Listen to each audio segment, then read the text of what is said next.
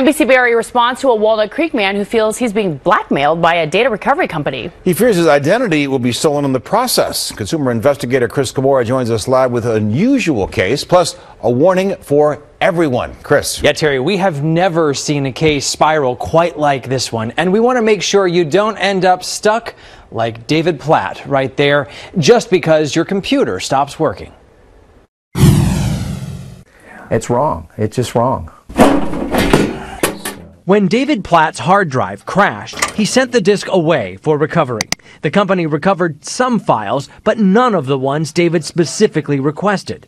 So David disputed the $383 he paid. I won. The bank sided with David, triggering an unexpected twist. And that's a very scary thought. David says the hard drive company informed him it was keeping a copy of his data, including photos, emails, and financial records, and it could sell all of it to settle the payment dispute. Immediately I thought, this is what extortion feels like. I felt like they sent the guys with the baseball bats to my house. Secure Data Rescue pointed David to its terms and conditions, which customers must agree to. The second to last paragraph says it may take all steps necessary, including selling the data, to recoup the costs of a dispute. Not only was my data not rescued, it's not really secure. So Secure Data Rescue is nothing. David fears a corrupt buyer could steal his identity, and so did we. So we contacted Secure Data Rescue in Georgia. Co-owner Matthew Rice defended his company's contract as necessary to combat fraud. Rice said he's never actually sold anyone's data, but he also refused to return or delete David's data.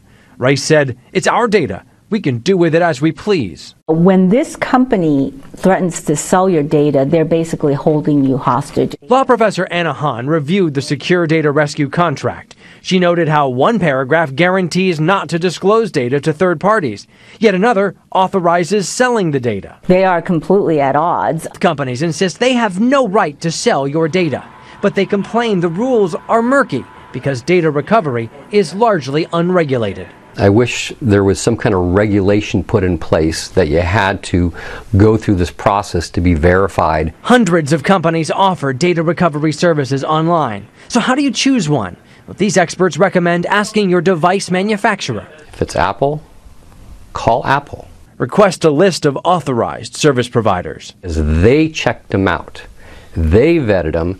They made sure that they had the capabilities. As for David, he feels he has a gun to his head with his data possibly up for sale. We gotta buy it back, don't we? He's frustrated and fearful, but also motivated to share his story with you. And I'm doing this to try and tell the next person to avoid these guys.